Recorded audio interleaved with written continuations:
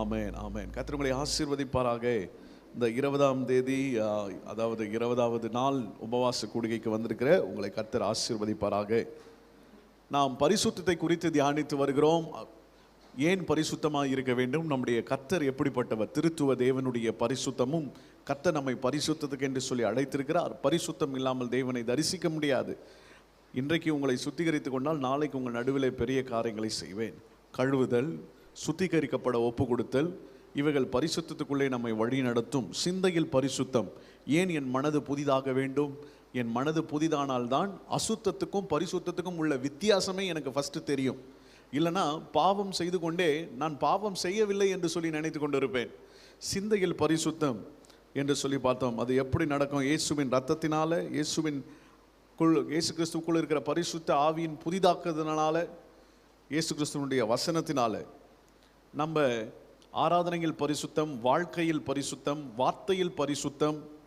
இருதயம் வார்த்தையும் inter related and inter connected என்பதை குறித்து நம்ம பார்த்துட்டு வரோம். நான் நேற்றையோடு கூட அதை முடிச்சிடலான்னு பார்க்கும்போது இன்றைக்கும் சில தகவல்களை உங்களோடு கூட வேதத்தின் அடிப்படையிலிருந்து பகிர்ந்து கொள்ள விரும்புகிறேன். நம்முடைய வாய் பரிசுத்த குலைச்சலை ஏற்படுத்துகிறது. அதிகமாக நம்முடைய சரீரத்தில் இருக்கிற அவயங்களில் அதிகமாக நாம் பயன்படுத்தி கொண்டிருப்பது வாய். ஓகே, அதனால தான் தூங்கும் போது கூட சில பேர் பேசுவாங்க. ஏன்னா அவ்வளோ பேசி பேசி பழக்கம். 32 பல்ல போட்டு லாக் பண்ணாலும் அந்த வாய், நாக்கு ஏதோ வெளியே வந்துடுது. ஓகே, ஸோ கோபமான வார்த்தை, தூஷணமான வார்த்தை, வம்பாகிய வார்த்தை, கெட்ட வார்த்தை, அவ்விசுவாச வார்த்தை, எரிச்சலின் வார்த்தை, பொய்யான வார்த்தை. ஸோ பொய்னாவு கர்த்தருக்கு அருவருப்பானது. குடும்பங்களில் பொய் சொல்லக்கூடாது, தலைமைத்துவத்தில் பொய் சொல்லக்கூடாது, தேவனிடத்தில் பொய் சொல்லக்கூடாது என்பதை பார்த்தோம். இன்றைக்கும் கடைசியாக இந்த நாவை குறித்து நம்ம பார்க்கிறதான இந்த நேரத்தில் ஒரு வசனத்தை, நமக்கு தெரிந்த ஒரு அழகான வசனம் இருக்கிறது. 1 பேதுரு 2:21-22 வசனத்தை நீங்கள் வாசித்தீங்கன்னா, 1 பேதுரு 2:21-22, இதற்காக நீங்கள் அழைக்கப்பட்டிருக்கிறீர்கள், ஏனெனில் கிறிஸ்து உங்களுக்காக பாடுபட்டு நீங்கள் தம்முடைய அடிச்சுவடுகளை தொடர்ந்து வரும்படி. இது அடிச்சுவடுகள் என்பதை நீங்கள் அண்டர்லைன் பண்ணுங்க. That you should follow his food steps. Okay, அவருடைய அடிச்சுவடுகளை பின்பற்றி வரணும். சரியா? அவர் தான் நமக்கு ரோல் மாடல். நமக்காக ஆண்டவர் என்ன பண்ணியிருக்கிறார்னா, ஒரு வழியை, ஒரு பாதையை ஆண்டவர் காண்பித்திருக்கிறார். அதை ஃபாலோ பண்ணி வரணும், அடிச்சுவடுகளை தொடர்ந்து வரும்படி உங்களுக்கு மாதிரியை பின்வைத்து போனார். இந்த மாதிரி என்கிற வேர்டை நீங்கள் அண்டர்லைன் பண்ணிக்கொள்ளுங்க. ஓகே, ஸோ ஆண்டவர் நமக்கு இப்படி ஒரு மாதிரியை வைத்திருக்கார். எதில் மாதிரி அப்படின்னு பார்த்தீங்கன்னா, எதில் ஒரு எக்ஸாம்பிளரி அப்படின்றத அப்படிங்க பார்த்தீங்கன்னா, அடுத்த வசனம் சொல்லுது, 22வது வசனம் சொல்கிறது, அவர் பாவம் செய்யவில்லை. அப்போது நாம் இயேசுவின் அடிச்சோடுகளை பின்பற்றி அந்த மாதிரியை நாம் பின்பற்றுகிற, கை கொள்கிறவர்களாக இருக்கும்போது அது எப்படி அப்படின்னா, அது எதில் அப்படின்னா பரிசுத்த வாழ்க்கை. பாவம் செய்யவில்லை, பாவம் அவர் செய்யவில்லை. எப்படி அவர் பாவம் செய்யாமல் இருந்தார்னா, அவருடைய வாயில் வஞ்சனை காணப்படவில்லை. எவ்வளோ விஷயங்களை சொல்லியிருக்கலாம். அவருடைய ஃபுட் பிரிண்ட்ஸை நீங்கள் ஃபாலோ பண்ணி நடங்க அப்படின்னு சொல்லும்போது, ஃபுட் பிரிண்ட்ஸில் என்னென்னவோ இருக்குது. தாழ்மை இருக்கிறது, அன்பு இருக்கிறது, மன்னிப்பு இருக்கிறது, இதெல்லாம் இருக்கிறது. ஆனால் இந்த இடத்துல ஹைலைட் பண்ணுறாரு, அவர் வாயில் வஞ்சனை காணப்படவில்லை. அல்லேலூயா சொல்லுங்க பார்ப்போம். அப்போது இந்த வாய்க்கும் வார்த்தைக்கும் வாழ்க்கைக்கும் எவ்வளவு நெருக்கமான தொடர்புடையவை. அவர் பாவம் செய்யவில்லை, அவர் வாயில் வஞ்சனை காணப்படவில்லை. அவர் பரிசுத்தமாய் வாழ்ந்தார். அவருடைய நாவு, அவருடைய வாயிலிருந்து புறப்பட்ட வசனம், வார்த்தைகள் அவ்வளவு தெளிவாக, அவ்வளவு உண்மையாக இருந்தது. அவ்வளவு உண்மையாக இருந்தது என்பதை வேதாகம் நமக்கு சொல்கிறது. ஆமென். இப்போ வாழ்க்கையின் பரிசுத்தத்தை நாம் முன்னேற்ற பாதையில் போகிறதுக்கு நீங்கள் லேடரில் ஒரு ஸ்டெப்பு நீங்கள் ஏறுறீங்கன்னா, அந்த லேடரில் ஒரு ஸ்டெப்பில் நம்ம ஏறும்போது நம்முடைய நாவை நாம் காத்து கொள்ளாமல் போகனால் என்ன ஆகுனா, 4 ஸ்டெப்பு நம்ம பின்னாடி வைக்கிறோம். வாழ்க்கையில் கஷ்டப்பட்டு முன்னேறுறோம், ஆனால் வார்த்தை சரியில்லைன்னா என்ன நடக்குதுன்னா, we will slide down ஒரு 4 steps behind.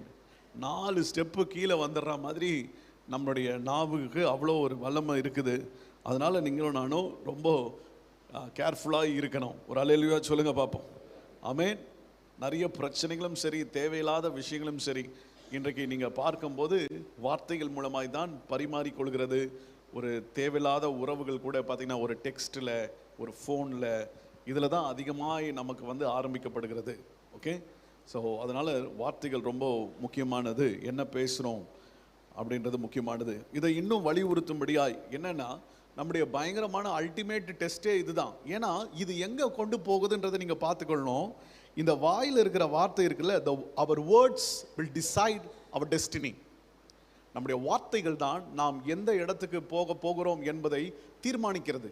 எப்படி சொல்கிறீங்க அப்படின்னா, பைபிளில் இருக்கிறதான நிறைய சுவாரஸ்யமான சம்பவங்களில் ஒரு சுவாரஸ்யமான சம்பவ பகுதியை உங்களுக்கு நான் காண்பிக்க விரும்புகிறேன். அதை ஃபுல்லாக நீங்கள் படித்தாதான் புரியும். அந்த அதிகாரத்தையும் அதுக்கு முந்தின அதிகாரத்தையும் ஃபுல்லாக படித்தாதான் அது ஆக்சுவலி என்ன நடக்குது அந்த இடத்துல. நியாயாதிபதிகள் புஸ்தகத்தில் 12ஆம் அதிகாரத்தில் எப்தாவை குறித்து நம்ம தியானிக்கும் போது, இந்த சம்பவம் எப்தா என்கிறதான ஒரு நியாயாதிபதியை பேஸ் பண்ணி வரதான ஒரு சம்பவம். இந்த எப்தா என்ன பண்ணுறாருன்னா, அவர் அம்மோன் புத்திரர்களோடு யுத்தம் செய்யும்படி போகிறார். இந்த யுத்தத்துக்கு போகும்போது எப்ராயிம் மக்களை கூட்டி கொண்டு போகல. இப்போ என்ன ஆயிடுச்சுன்னா, இவர் இந்த யுத்தத்துக்கு போறாரு. இப்போ என்ன ஆயிடுச்சுன்னா, எப்ராயிம் என்கிறதான மக்களுக்கும் எப்தாவுக்கும் கிளாஷ் ஆயிடுச்சு. சரியா? அவங்க வந்து கூட்டமாக வந்துட்டாங்க எப்தாவை வந்து போட்டு தள்ளுறதுக்கு. அவங்க வந்து எப்தாவை வெறுத்தாங்க. எப்தா போய் யுத்தம் பண்ணி அம்மோன் புத்திரர்கள் மேலே யுத்தம் பண்ணும்போது எப்தா எல்லாருக்கும் அறிவிக்கிறாரு. ஆனால் இவங்க வரலை. ஆனால் யுத்தம் பண்ணி ஜெயிச்சதுக்கப்புறம் இவங்க சண்டைக்கு வராங்க எப்ராயிம் மக்கள். இப்போ இந்த இன்சிடெண்ட்டில் வந்து என்ன நடக்குதுன்னா, எப்தா என்ன பண்ணுறாருன்னா, கீலேயாத் அப்படின்றதான மனுஷர்களோடு சேர்ந்து எப்ராயிம் மக்களோடு கூட என்ன பண்ணுறாருன்னா அவர் சண்டை பண்ணுகிறார். சரியா? சரி, இந்த ஸ்டோரியை வந்து அவ்வளோ இது ரொம்ப சீக்கிரமாக இதை சொல்லவும் முடியாது. இப்போ இது மட்டும் புரிஞ்சுக்கணுங்க. இப்போ என்ன ஆயிடுதுன்னா, இந்த கீலேயாத் மனுஷர் எப்தாவோடு கூட சேர்ந்து இவங்க என்ன பண்ணுறாங்கன்னா, எப்ராயிம் மக்களை என்ன பண்ணுறாங்க, முறியடிக்கிறாங்க. இப்போ எப்ராயிம் மக்கள் என்ன பண்ணிட்டாங்க தெரியுமா? அவங்க வந்து உள்ள தப்பி ஓடுனவங்க இங்கே அங்கேயுமா இருக்கிறாங்க. உள்ளதான் எங்கேயோ இருக்கிறானுங்க. நல்லா புரிஞ்சுக்கொள்ளுங்க. யுத்தம் நடக்கிறது. இவங்க என்ன பண்ணிட்டாங்கன்னா, யோர்தானினுடைய துறைமுகத்தை கைப்பற்றிட்டாங்க. இப்போ இந்த எப்ராயிம் மக்கள் பிரச்சனை எப்தாக்கு. எப்தா வந்து நியாயாதிபதி. இப்போ இவங்கெல்லாம் என்ன பண்ணிட்டாங்கன்னா, எப்ராயிம் மக்கள் வந்து கூட்டத்தோடு கூட்டமாக என்ன பண்ணுறாங்க இருக்கிறாங்க. அதாவது வித்தியாசம் கண்டுபிடிக்க முடியாது. இங்கே பாருங்களேன், ஈஸ்ட் ஜெர்மனி வெஸ்ட் ஜெர்மனி இருக்குல்ல, வெஸ்ட் ஜெர்மன், இந்த ஈஸ்ட் ஜெர்மனும் சரி வெஸ்ட் ஜெர்மனியும் சரி, இவங்களை பார்த்தீங்கன்னா கலரு, அப்புறம் தோற்றம், இதிலெல்லாம் பார்த்தீங்கன்னா எந்த வித்தியாசமும் தெரியாது. ஆனால் எப்போ நீங்கள் வித்தியாசத்தை கண்டுபிடிக்கலாம் அப்படின்னு சொன்னால், அவங்க வாயை திறந்தாதான். இப்போ நான் நமக்கு புரிகிற மாதிரி சொல்கிறேனே, இப்போது இலங்கை மக்கள் இருக்கிறாங்க, இலங்கை தமிழ் மக்கள், நம்முடைய தமிழ்நாட்டின் தமிழ் மக்கள், இந்தியாவின் தமிழ் மக்கள் இருக்கிறாங்க. நீங்கள் வந்து இலங்கை மக்களையும் சரி இங்கேயும் சரி, இங்கே இருக்கிறவங்களையும் நீங்கள் ஒன்றா உட்கார, இப்போ இங்கே வந்து ஒரு 5 பேர் இலங்கை ஆட்கள் இருக்கிறாங்க, ஸோ ஒரு உதாரணத்துக்கு சொல்கிறேன் அப்படின்னு வச்சுருங்களேன். நீங்கள் பார்க்கும்போதே நீங்கள் வந்து உடனே இவங்க வந்து இலங்கையை சார்ந்தவர்கள் அப்படின்றத கண்டுபிடிச்சிருவீங்களா? எல்லாரும் கண்டுபிடிக்க மாட்டோம். ஒரு சில பேருக்கு வந்து தெரியலாம். ஒரு சில பேர் இலங்கை மக்களோடு கூட தமிழ் மக்களோடு பழகினவங்க கண்டுபிடிக்கலாம். மற்றபடி கண்டிப்பாக என்ன பண்ண முடியாது, உங்களால் கண்டுபிடிக்க முடியாது. எப்போ நீங்கள் கண்டுபிடிப்பீங்க தெரியுமா? அவங்க வாயை திறந்தாங்கன்னா தான். இலங்கை தமிழ் நமக்கு என்ன பண்ணிடும்? ஆமாம், தெரிஞ்சிடும். ரைட்?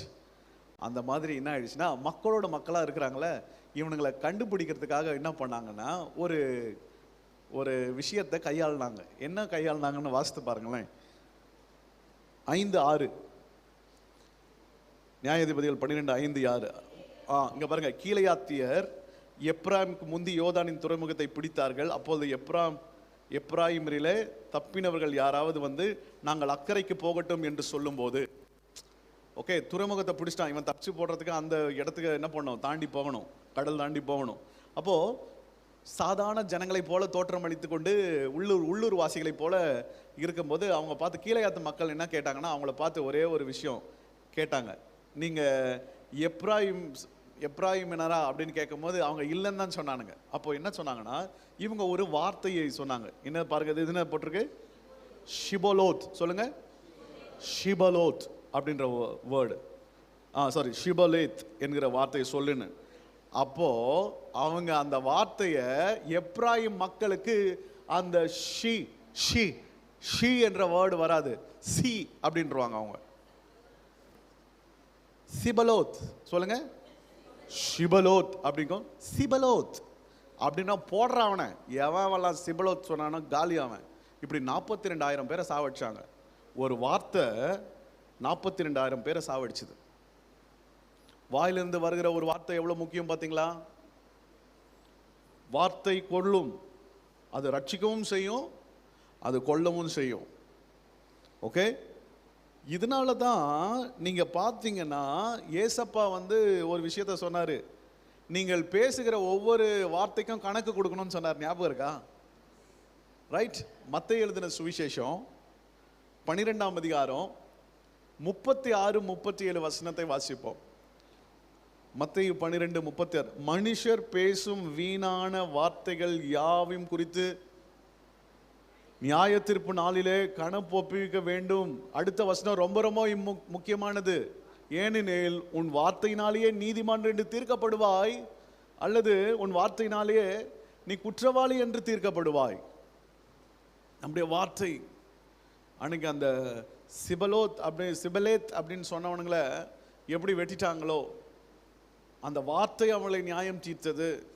நாம் பேசுகிறதான வார்த்தை நம்மை நீதிமானாகவும் நம்மை குற்றவாளியாகவும் தீர்க்கும் அளவுக்கு இந்த வார்த்தைக்கு மிக மிக வல்லமை உடையது என்பதை நாம் பார்க்கிறோம். ஹல்லேலூயா. ஆண்டவருடைய நாமம் மகிமைப்படுவதாக. வாலிபனாகிய தீமோத்தேயுவுக்கு அப்போஸ்தலனாகிய பவுல் ஒரு அறிவுரை சொன்னாருங்க. அவர் அறிவுரை சொல்லும்போது அவர் சொல்றாரு, உன் இளமையை குறித்து ஒருவனும் உன்னை அசட்டை பண்ணாதபடிக்கு அப்படின்றாரு. சரி, நீ மாதிரியா இருன்னு சொல்றாரு.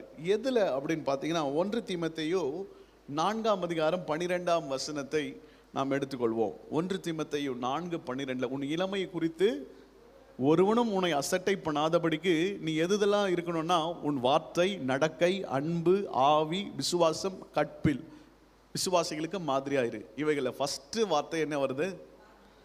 ஆமென். வார்த்தையினால. ஏன்னா அவருக்கு தெரிஞ்சிருச்சு, என்னன்னா உன்னுடைய வார்த்தை சரியான இடத்துல இருந்துச்சுன்னா, சரியான வார்த்தைகளா இருந்துச்சுன்னா, மீதி எல்லா இடத்துலயும் நீ என்ன பண்ணிடுவ? சாட்சியா இருப்ப. ஹல்லேலூயா. ஆண்டவருடைய நாமம் மகிமைப்படட்டும். சங்கீத புஸ்தகத்தில் சில சங்கீதங்கள் மெசானிக் சாங்ஸ் அப்படின்னு சொல்லுவாங்க. அப்படின்னா இயேசு கிறிஸ்துவை குறித்து, மேசியாவை குறித்து ப்ராஃபட்டிக்கலாக, தீர்க்க தரிசனமாக எழுதப்பட்ட சங்கீதங்கள் அநேகம் உண்டு. அதில் ஒரு சங்கீதம் 45ஆம் சங்கீதம் 2ஆம் வசனத்தில் நீங்கள் வாசித்து பார்த்தீங்கன்னா, the primary beauty of Christ, நம்முடைய இரட்சகர் ஆண்டவர் இயேசு கிறிஸ்து மேசியா, அவர் 1000ங்களில் சிறந்தவர், 10,000ங்களில் சிறந்தவர், அழகுள்ளவர், பூரண அழகுள்ளவர். அல்லேலூயா. இயேசு கிறிஸ்துவனுடைய அழகு எவ்வளவு அழகுனா, அந்த அழகை நம்ம பார்த்துட்டோம்னா வேற எதையுமே நமக்கு அழகா தோணாது. அல்லேலூயா. அப்படிப்பட்டதான ஒரு அழகுள்ளவர் இயேசு. அந்த அழகுள்ளவர், சௌந்தரியம் உள்ளவரை பைபிள் வர்ணிக்கும் போது அவர் எதில் சௌந்தரியம் உள்ளவர், எப்படி சௌந்தரியம் உள்ளவர் என்றால், எல்லா மனுபுத்திரிலும் நீர் மகா சௌந்தரியம் உள்ளவர், உம்முடைய உதடுகள் அருள் பொழிகிறது. அமேசிங்ல. எதையோ எல்லாமே சொல்லியிருக்கலாம். அவருடைய கால்கள் இப்படி, அவருடைய தலைமுடி இப்படி, அவருடைய கண்கள் புறா கண்கள், நதியோரம் தங்குகிற புறா கண்களை போல சுடர்விட்டு பிரகாசிக்கிறதான ஒரு பெரிய அவருடைய கண்கள் அவ்வளோ பிரகாசம் உள்ளவை. அவருடைய மேனி இப்படி இருக்கிறது, படிகை பச்சை நேசர்க்கிற உழைந்த காய்ந்த வெண்கலம் போன்ற பிரகாசிப்பிக்கிற பாதங்களை உடையவர். அப்படின்லாம் வந்து அவரை குறித்து விவரிக்கும் போது இந்த வசனம் எல்லா மனுபுத்திரிலும் நீ சௌந்தரியம் உள்ளவர் சொல்லிட்டு, நீர் எப்படி சௌந்தரியம் உள்ளவர் அப்படின்னா உம்முடைய உதடுகள் அருள் பொருளுகிறது. அல்லேலூயா. உம்முடைய வார்த்தையில் கிருபை உள்ளது. இதனால தான் நீங்க வாசித்தீங்கன்னா அவரை பிடிச்சிட்டு வாங்க, யார் அது அப்படின்னு சொன்னோடனே அங்கே ஒரு போர் சேவர்லாம் வராங்க. போர் சேவர்களை பார்த்து இயேசுவை பிடித்து கொண்டு வாருங்கள். அவங்களும் என்ன பண்ணுறாங்க, போகிறாங்க. போர் சேவர்கள் எல்லாம் போகிறாங்க. இயேசுவை பிடித்து கொண்டு வரும்போது பிடித்து கொண்டு வர்றதுக்கு பதில் என்ன பண்ணுறாங்கன்னா, கைவீசு அம்மா கைவீசு, நம்ம ஆஃபீஸுக்கு போகலாம் கைவீசுன்னு சொல்லிட்டு ரிட்டர்ன் பண்ணுறாங்க. ரிட்டனாக வராங்க, கை வீசிட்டு வராங்க. இயேசுவை பிடிக்காம வராங்க. எங்கடா இயேசு, எங்கடா கை வீசிட்டு வரீங்களே, கை விலங்குகளை போட்டு அவரை கொண்டு வருவீங்கன்னு பார்த்தா எல்லாம் எம்டி ஹேண்டடாக வந்திருக்கீங்களே அப்படின்னு கேட்டால் அவங்க சொல்கிறாங்க. என்ன சொன்னாங்க தெரியுமா? பா, அவரை மாதிரி ஒருத்தர் கூட வாயை திறக்கலப்பா. அவர் பேசுகிறத கேட்டால் அவருக்கு நம்ம உள்ள மாறுது. இயேசுவை போல ஒருத்தரும் பேசினதே கிடையாது. அவருடைய உதடுகள் அருள் புரிகிறது. இயேசு கிறிஸ்து சௌந்தரியம் உள்ளவர், அவருடைய உதடுகள் அருள் பொழிகிறது. வாசிப்போம், அந்த வசனத்தை வாசித்துருவோம். லூக்கா எழுதின சுவிசேஷம் 4ஆம் அதிகாரம் 22ஆம் வசனத்தில் எல்லாரும் அவரை குறித்து நற்சாட்சி கொடுத்து, சரி நற்சாட்சி எவ்வளோ கொடுக்கலாம், ட்ரெஸ்ஸை பற்றி கொடுக்கலாம், ஓகே, நடையை பற்றி கொடுக்கலாம். ஆனால் நற்சாட்சி எதை பற்றி கொடுக்குறாங்கன்னா, அவருடைய வாயிலிருந்து புறப்பட்ட கிருபையுள்ள வார்த்தைகளை குறித்து ஆச்சரியப்பட்டார்கள். நல்ல கரங்களை தட்டுவோம். Hallelujah. They were astonished at his words.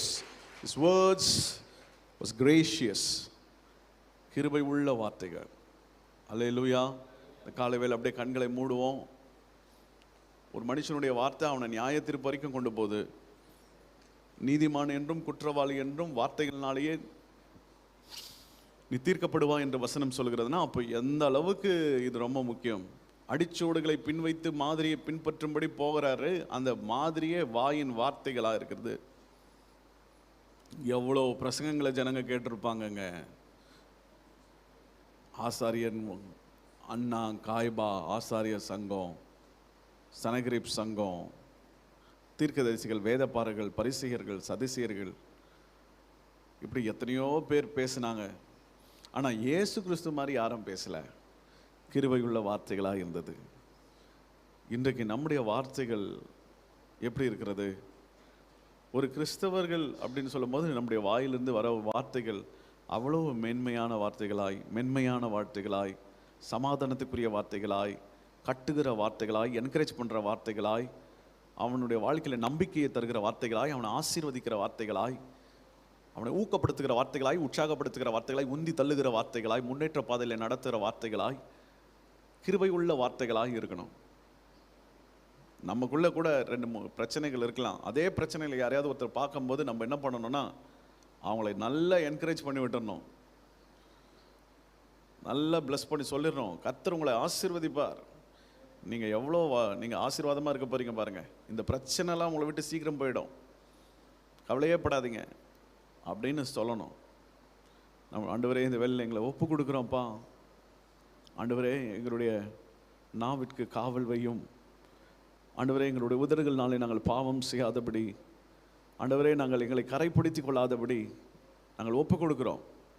நிறைய தகாத விஷயங்களை காது வழியாக கேட்கும் போது அதுவும் உதடுகளை பாதிக்கும், வார்த்தைகளை பாதிக்கும், நம்ம வாயிலேருந்து வர வார்த்தைகள். அதனால் நம்முடைய காதுகளில் கூட தேவையில்லாத சம்பாஷணைகளை நாம் என்ன பண்ணணும், அதை அவாய்ட் பண்ணுங்க.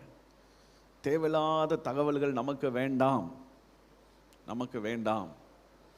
ஆண்டவருடைய கரத்தில் ஒப்பு கொடுக்குறோம். இந்த நாளிலேயும் கர்த்தர் ஒரு ஜெயமுள்ள, ஒரு வெற்றி உள்ள கர்த்தர் ஒரு நாளை எங்களுக்கு வைத்திருக்கிறீர். உங்கள் நாமம் மகிமைப்படட்டும். இந்த நாளுக்குரிய தேவைகளை சந்திங்கப்பா. இந்த நாளில் எங்களோடு கூட வாங்க. தனியாக நாங்கள் ஒன்றுமே செய்ய முடியாது, ஒரு அடி கூட எங்களால் தனியாக வைக்க முடியாது. எங்கள் கையை பிடிச்சிக்கிடுங்க ஆண்டவரே. ஹல்லேலூயா. உங்களை பின்பற்றி நடக்க நாங்கள் எங்களை ஒப்பு கொடுக்குறோம். இயேசுவின் நாமத்தினாலே ஜெபிக்கிறோம் பிதாவே. சொல்லுவோம், என் ஆத்துமாவே கர்த்தரை ஸ்தோத்திரி, என் முழுவதுமே அவருடைய பரிசுத்த நாமத்தை ஸ்தோத்திரி. என் ஆத்துமாவே கர்த்தரை ஸ்தோத்திரி, கர்த்தர் செய்த சகல உபகாரங்களையும் மறவாதே. ஆமென், ஆமென். God bless you.